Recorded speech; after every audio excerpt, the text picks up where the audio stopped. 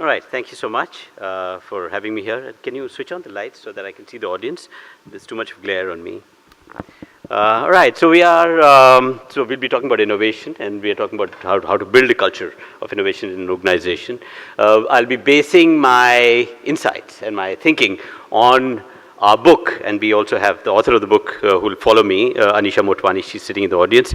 So she wrote this book. I did the methodology for the book. It's a brand new innovation methodology called the Storm the Norm method.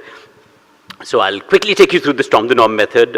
It's absolutely relevant for not just legacy organizations, which is the large corporate, but also SMEs and startups. In fact, we also realized over the last many years of working in the area of innovation that, there is a certain way large organizations deal with innovation. There's a certain way startups and SMEs deal with innovation. So we said, can we build a methodology that brings together these two very different methods? In fact, what happened was in this book, and Anisha will talk a little more about it, and some of you already have the book because if you registered here, you got a copy of the book. There are 20 stories of Indian organizations that stormed the norms of their industries and created unprecedented vibrancy.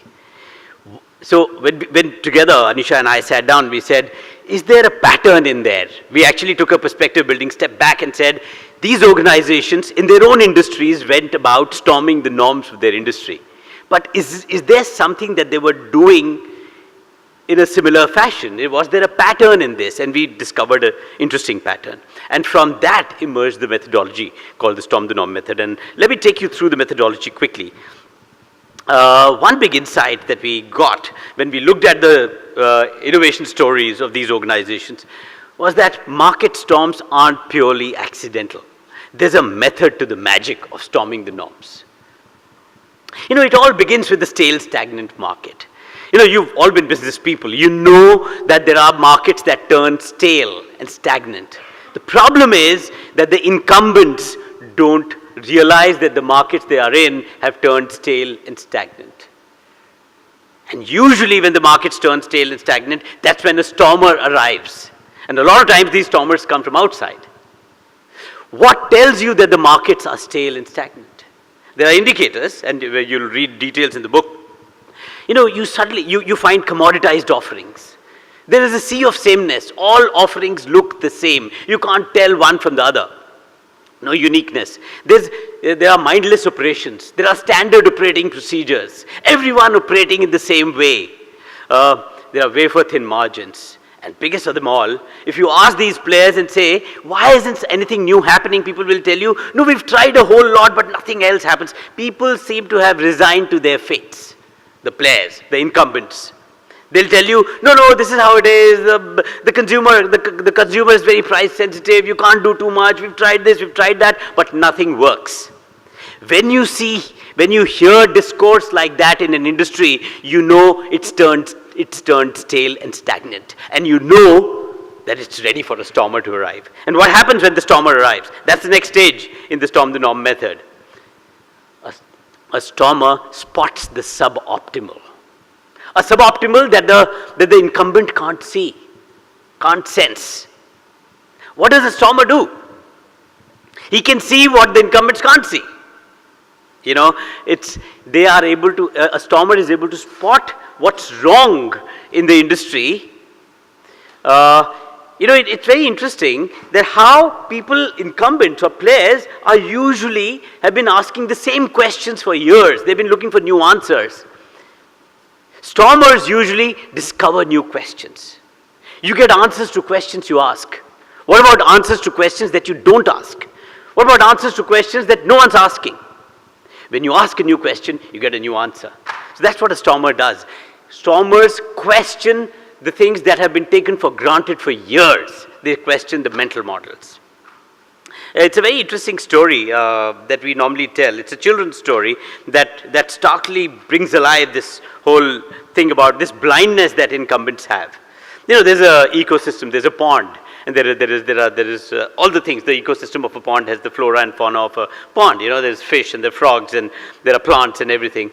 Now these frogs, every once in a while these frogs jump out of the pond and do what they do. I mean, they roam around and they come back. They're amphibians. And they come back into the water with a lot of interesting stories. Stories about this world outside water. And the fish, which can't go out, listens to the frogs with rapt attention and say, wow, that must be a fascinating world out there.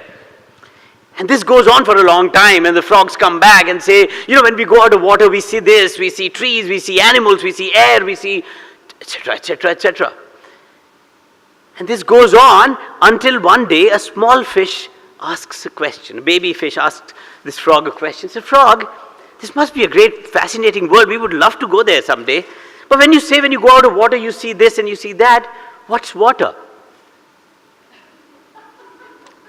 And now, the frog doesn't know how to tell fish what water is. Because if anyone must know water, it's the fish. It's born in water, it lives in water, it dies in water. Fish should be a PhD in water almost, right? And then the frogs realize something very, very interesting. And an insight hits the frogs. That in order to completely know water, you surely must know water. You also must know no water. Unless you don't know what no water situation feels like, how would you know water? So the question is it really possible to discern a paradigm from within it? And therefore, why does it become so difficult for the incumbents to create a storm while being in the water? So the question also is, if you're fish, what's your water? What is it that you've taken so for granted for years that an outsider will suddenly starkly see that you can't see? And when the stormers spot the suboptimal, it's breathtakingly obvious in hindsight. But till you spot it, till you see it, you can't see it. And once you see it, you can't unsee it. It's that obvious. You know, look at the examples in most industries where stormers actually came from outside. And I'm again saying stormers are not entities that only come from outside. There are incumbents who can turn stormers. There is this fish that can suddenly look at water through frog's eyes and can suddenly spot what other incumbents can't. Look at these examples. Sony missed MP3. Biggest beverage brands, Pepsi and Coke, missed the biggest disruption in drinks, energy drinks. It was Red Bull that brought it in. Kodak missed digital. Travel agents didn't foresee online booking. Hotels did not see Airbnb come. Transportation, taxis did not see Uber coming. And biggest of them all, the industry that attracts the most expensive talent in the world, banks, missed last 3 disruptions in banking. Mutual funds didn't come from banks. Microcredit came from Grameen Bank, which is not your traditional bank. And now cryptocurrencies, which is a profound difference which will actually cause the next disruption in banking, did not come from banks. Interesting, isn't it, how usually these stormers come from outside? What do they do next? Once they've spotted the suboptimal, they conceive a breakthrough. You know, what is a breakthrough? It's a solution to the suboptimality that they have spotted. Usually, you know, people spend a lot of time looking for new answers. Like we said, if you discover a new question, answer is usually staring at you. They conceive the new breakthrough, and then, amazingly, they iterate it to elegance. Now, this is something software world is teaching the rest of the world, that you don't have to wait for the best idea ever. Because if you wait for the best idea ever, you're going to be probably waiting forever. So you come up with an idea, it's not even beta, it's alpha. It's bug infested. You know there are bugs in it, but you take it into the market. You give it to the consumer, give it to the market saying it's beta. And everyone expects bugs, no one's complaining. Market starts to play with it. And as the market starts playing with it, you iterate it. as you make new discoveries. You maybe discover multiple versions before you hit upon the winning version. You hit upon the winning version. So which means the final breakthrough that wins in the market is something that you didn't create, you orchestrated it. It's an emergent phenomena.